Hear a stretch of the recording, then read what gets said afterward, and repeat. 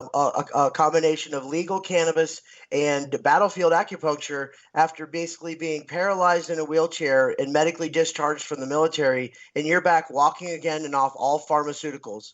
So there is hope for our other veterans out there. How do we get that Well, no, I information? wasn't. No, I wasn't medically discharged from the VA because I was in a wheelchair. No, I was wounded, but I I know was that. I was permanently in a wheelchair because I had 3 cancers from Agent Orange exposure, and I got that in '98, '99, and was Oh, treated for them. Yes, I should yeah. have been more clear about that. I No, meant that's that okay. That's okay. you were discharged from the military with service connected injuries, and in Yes. addition to that, you were later paralyzed in a wheelchair and told you'd never walk again. And not only are you walking again, you've eliminated pharmaceuticals with access to a combination of battlefield acupuncture and legal cannabis options that you now don't have any dependence. How is that? Must feel amazing to you. Well, it does. It does. I try to stay focused on doing my biggest my biggest uh, uh, medicine. I think is helping veterans. I know the bio I sent you. You'll read about the award I won, but that's why I kept doing what I did, because it was treatment for what I was going through.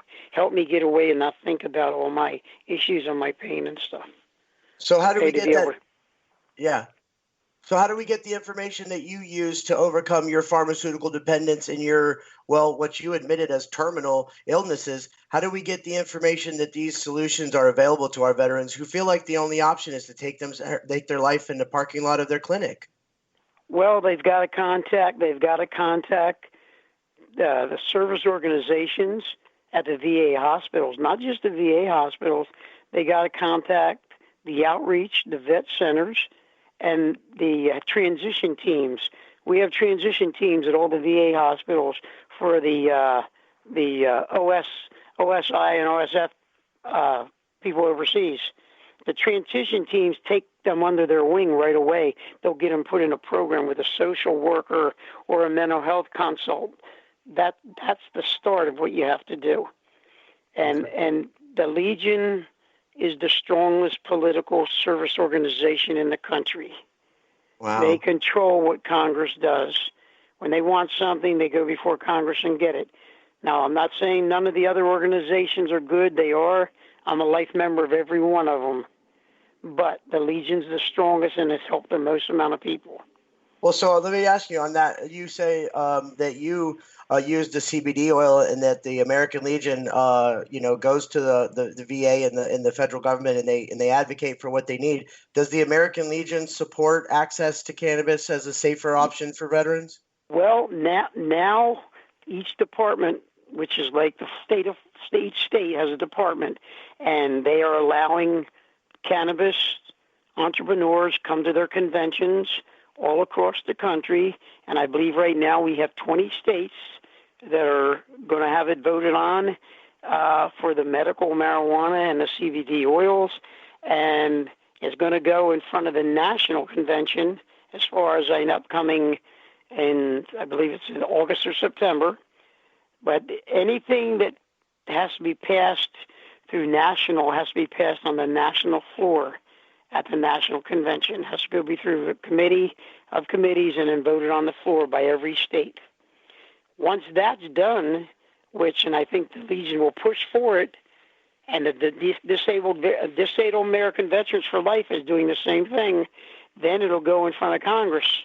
And that's when we need to get everybody out to get the votes. That has to be done when it goes in front of Congress. I think that the American Legion previously has submitted a resolution 11 to the VA Department on Rehabilitation on demanding access and research into medical cannabis, if I'm not mistaken. Yes, they have. Yep. Yeah, they Okay. have. I think So that's the number of it. I can't remember the exact number, but it's I 11. think it is. But I just, since I'm on this radio show, if you guys don't mind, I just want to commend all you guys, you younger vets that are helping and helping your air vets, but also helping some of us. You guys have been helping a lot of the Vietnam combat vets because there was no place for them to turn to get Right. extra help, because a lot of them, God forbid, we have, I'm going to be very blunt, we have 58,500 some names on the walls. That's who died in Vietnam. But we've lost over 250 to 300,000 of Vietnam vets to suicides and cancers that their families never got no benefits that aren't on the wall. Yeah, And it's it's going to a. continue. Go ahead. Yeah, It's it's going a to higher continue rate. to happen without people like you guys research and helping. And now some of us are being treated with the same benefits. Well, I mean, that's the least we could do for those guys who came before us. And there was so many of our soldiers in gaps who in wars that were lost and forgotten about, that we just really try to focus now on that. If this is an option that, and just so everybody's clear what we advocate for the right to have a choice to a safer option. And it wouldn't be fair for us to fight for us to have that option and not the veterans like yourselves. We have a couple more minutes here to finish up, so I want to thank our host, Society Bites Radio, and our program director, Katie O'Neill, veteran herself, for putting together this programming and allowing us to share the experiences from our members. I want to thank David Gunny Miller here again, service officer with the American Legion and the national delegate to the VA from the Legion at the federal level, working really hard to make sure all of our veterans have access to information and resources to get the quality of life back that they need to recover some purpose and continue on their mission to also be a high functioning member of this country. I know that's all we want to do is get back to work and contribute again. So if those veterans that are listening to this and want to get involved with the American Legion, they want to join that national delegation you're talking about to go up there and advocate for some of these changes, what website should they check out to join their local Legion? well, you can go on the National American Legion website, or you can go on the State Department American Legion website, and you can pull up the closest Legion post to your home. But what I'd like to also add to what you just said, there are so many era veterans that are still lost. I mean, I think what has happened because of the Afghan Iraq vet issue, that's the suicide rates back up again. Now the Desert Storm, Desert Shield, Gulf War, Persian Gulf vets are coming out for help too. They all had issues too that our government didn't take care of. Things like burn pits, gases. It's. Yep. I don't care what era veteran you are. When you go to fight for your country or serve your country, your government needs to take care of when you come back and take care of your family. If you can't take care of your family or yourself, they should be taking care of you. That's the VA's motto. Abraham Lincoln, for those who have borne the battle, they will be taken care of for the rest of their life. And they dropped the ball for years and years. And because of guys like you and me and other veterans, Katie, who were doing the show, we've got to get the VA back on track. And they are getting back on track. I'm not bad-mouthing the VA. They saved my life a couple of times. I get excellent treatment at the VA hospital. I'm not saying that. I'm saying that we've got to change and go with the new generation's ideas with the new medications. Well, I think that's a great point to take, is that we need to get out there and treat the VA like a partner and remember that we fought together for this country and that we are not against the VA. We want to be adversaries to help bring the information and education to them they don't have, so that they can provide our veterans who come in for care with the most up-to-date and accurate information possible. And I think that's exactly what we need to make sure all of our veterans out there are doing, is getting involved and not just talking about not being good enough, but get in there and make it better. I just can't thank you enough for taking the time today to speak with us, Gunny.